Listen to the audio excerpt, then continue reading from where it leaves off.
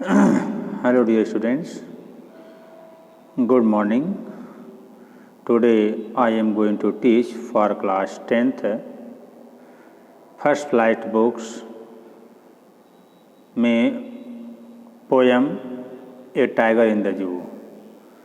In this poem I want to tell the reality of a tiger who live in the cage. As you know that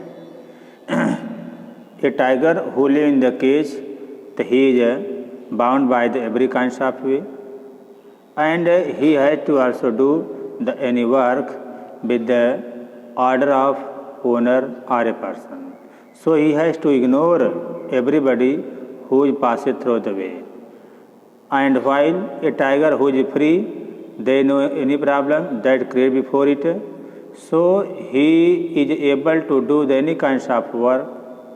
He can jump here and there, he can walk, he can go any part of the place, but they know any problem that create before him. तो प्यारे बच्चों, आज इस poem में हम आपको ए tiger in the zoo में आपको यही बताएंगे कि चीते दो तरह के, एक वह चीता जो एक जंगल में स्वतंत्र होकर घूमता है, तो वह सांसारिक रूप से हर प्रकार के बंधन से मुक्त रहता है, उसके ऊपर किसी प्रकार की कोई बाधाएं नहीं होती हैं। लेकिन वही जंगल, जब वही शेर या वही चीता को जब एक पिंजरे में बंद कर दिया जाए तो उसके वह अपने हर स्वतंत्रता को खो बैठता है, अर्थात वह किसी भी काम को करने में असमर्थ हो जाता है। वह कहीं जाने आने में, अर्थात किसी अन्य जानवर के ऊपर शिकार करने में, अन्य जानवरों को पकड़ने में, अपने भोजन को पूर्ण तरह से प्राप्त करने में वह असमर्थ हो जाता है, क्योंकि वह अपनी संपूर्ण स्वतंत्रता को खो बैठता है। इसलिए कोई भी आगंतुक अगर वहाँ से गुजरता है तो अपने गुस्से को कंट्रोल कर देता है और नियंत्रित करके वह जिस स्थान पर रहता है उसी स्थान पर पड़े रह जाता है। कहने का अर्थ क्या कि एक पोयम हमको यही सजेशन देती है कि इंसान को संघर्ष करके, मेहनत करके अपनी बुलंदी, अपने लक्ष्य, अपने इरादे को प्राप्त कर लेना चाहिए, क्योंकि यही लक्ष्य, यही इरादा उसके जीवन का सबसे बड़ा सार्वभौमिक गुण है। जीवन में इरादा प्राप्त करने के बाद इंसान कहीं से कहीं भी, वह हर स्थान पर भी जाने के योग्य है, और जब तक वह लक्ष्य को प्राप्त नहीं कर पाता है वह हमेशा किसी बाउंडेशन में पड़ा रहता है, वह कोई अन्य कार्य करने में असमर्थ हो जाता है। इसलिए उसे हमेशा दब करके रहना पड़ता है और अन्य कारणों को वह करने में हमेशा बैक रहता है। इसलिए सलाह दी जाती है कि इंसान को हर तरह से हर कार्यों को करने में तत्पर होना चाहिए। तो हम आपको पोयम के माध्यम से बताएंगे कि इस पोयम में इस कविता में कवि हमको समझाया है क्या, he starts in vivid stripes. अब देखो, ही अर्थात लायन या टाइगर की बात किया गया है। स्टार्क का मतलब होता है वंडर करना, घूमना, भ्रमण करना। विविड होता है साफ साफ या स्पष्ट। स्ट्राइप का मतलब होता है पतली धारी बनाना, है ना, किनारे किनारे की तरफ या धारियाँ कर लीजिए। तो he starts in his vivid stripe. एक चीता स्पष्ट रूप से स्ट्राइप, पतली धारियाँ बनाते हुए, है ना, वो घूमता है। कहाँ? The few step of his cage, अपने पिंजरे में कुछ स्टेप, कुछ कदम तक। तो एक चीता जो साफ साफ अपने पिंजरे में कुछ कदम तक वह पतली धारियाँ बनाते हुए वह इधर उधर क्या करता है, घूमता है। On the pad of velvet quite, quite होता है शांत होकर, वेलवेट होता है मखमली, पैड मीन्स होता है गद्दी। वो अपने मखमली गद्दी पर, मखमलदार गद्दी पर, क्वाइट, वह बिल्कुल शांत पड़ा है इन क्वाइट रेज, लेकिन वह बिल्कुल स्पष्ट रूप से अपने गुस्से में है। अर्थात वह क्रोध में होकर के, गुस्से में चुपचाप होने के बावजूद भी वह शांत होकर के अपने गद्दीदार वेलवेट पे, वो अपने गद्दीदार ठीक वेलवेट पे अपने किजरे में कुछ कदम इधर उधर क्या करता है, पतली पतली धारियाँ बनाए हुए घूमता है, टहलता है। ठीक है, आगे कह रहा है कि तो कभी हमको समझाया, वो तो घूम रहा है ठीक है, लेकिन he should be lurk in the shadow. Lurk में तो छिपे रहना चाहिए, शैडो होता कहीं छाया में, उसे किसी छाया में छिपे रहना चाहिए। या sliding through the long grass, उसे लंबी घास से होकर के स्लाइड खिसकना चाहिए, दौड़ना चाहिए। और का नियर द वाटर होल, उसे पानी के होल के पास रहना चाहिए। वे द प्लम्स डियर पास, जहाँ से प्लम्स होता मोटे मोटे ताजे ताजे डियर पास होते हैं अर्थात हिरन गुजरते हैं, तो उसे उनके पास होना चाहिए ताकि उनका शिकार करता उनके पास रहता। लेखक कहता है कि नहीं। फिर राइटर कहता है कि he is locked in the concrete cell। Concrete का मतलब होता है कंकरीली, सेल में होता है कोठरी एक तरह से, उसे जो है एक कंकरीली कोठरी में लॉक होना चाहिए, है ना, होना चाहिए अर्थात वह एक कंकरीली कोठरी में क्या है, बंद है। His strength behind the bar, उसकी संपूर्ण शक्तियाँ बिहाइंड पीछे बार बने होता है वही जेल एक तरह से, उसकी संपूर्ण शक्तियाँ जेल के पीछे है। तो इसीलिए stalking length of the cage, वह पिंजरे की पूरी लंबाई तक स्टॉकिंग घूम रहा है, भ्रमण कर रहा है और इग्नोरिंग विजिटर, और आने जाने वाले आगंतुक को इग्नोर कर रहा था, इनकार कर रहा है। ठीक है, आगे कह रहा है कि he hears the last voice at night। देखिए, he hears the last voice at night patrolling car, जब कोई कार पेट्रोल कर रही हो अर्थात गश्त लगा रही हो एट नाइट, रात के समय, he hears the last voice, वो उसकी अंतिम आवाज़ को सुनता है।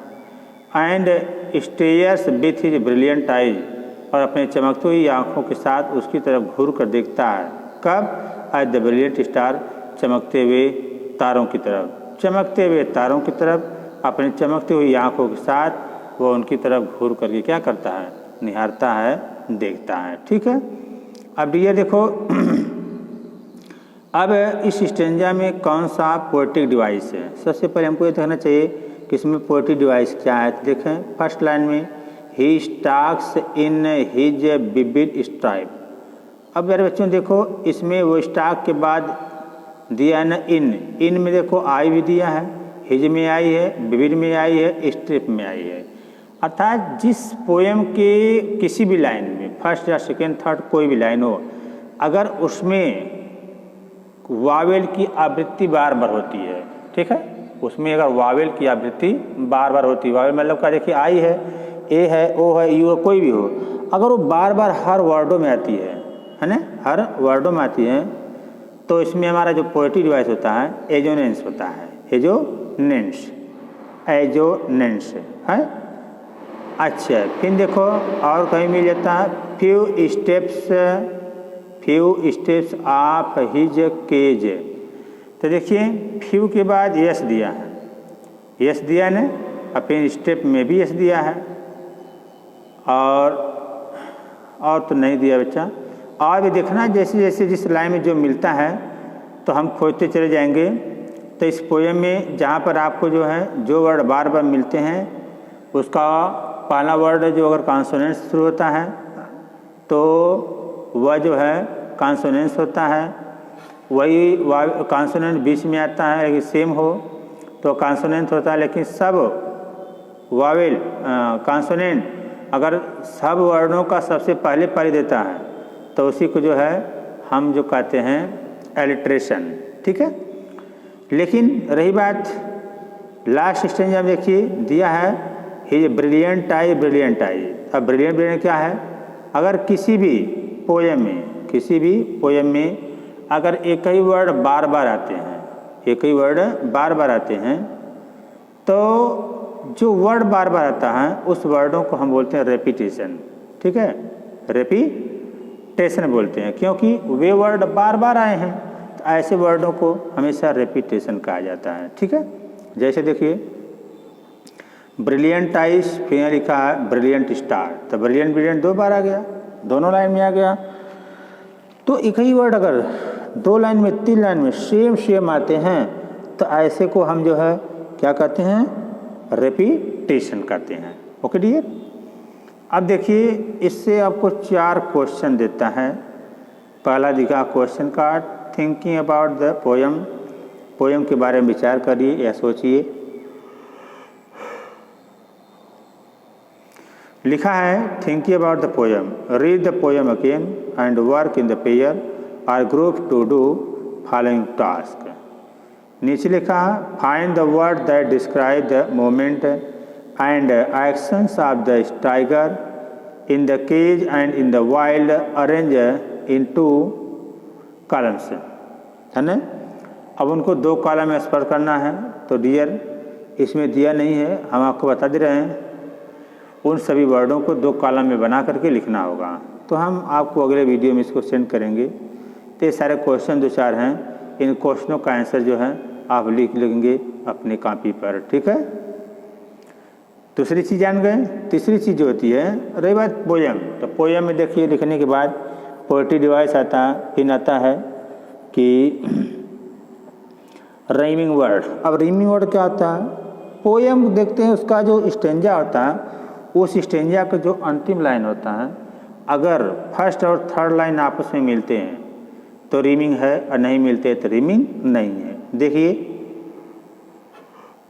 लिखा है स्ट्रिप और केज, क्वाइट रेज, लिखा है ना, स्ट्राइप्स क्वाइट, ये दोनों एक है, स्ट्राइप क्वाइट।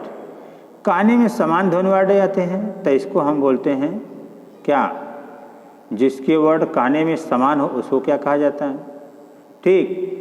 तो देखिए उसको रीमिंग वर्ड कहा जाता है, कहने में समान ध्वनि है। जैसे स्ट्राइप, कैच, रेज, है ना, हंग, टंग, रन, टर्न, यस, नो। तो कहने मतलब जो भी बात कहते हैं, जो इससे सिमिलर वर्ड है, इसी को हम बोलते क्या, मतलब रेपिटेशन, ठीक है। तो बच्चों हमारा ये अध्याय था। अगर अध्याय में कोई कमी होगी तो आप व्हाट्सएप या ग्रुप के माध्यम से दोबारा श्योर आप हमसे जो है पूछ लेंगे। तब तक के लिए धन्यवाद। ओके।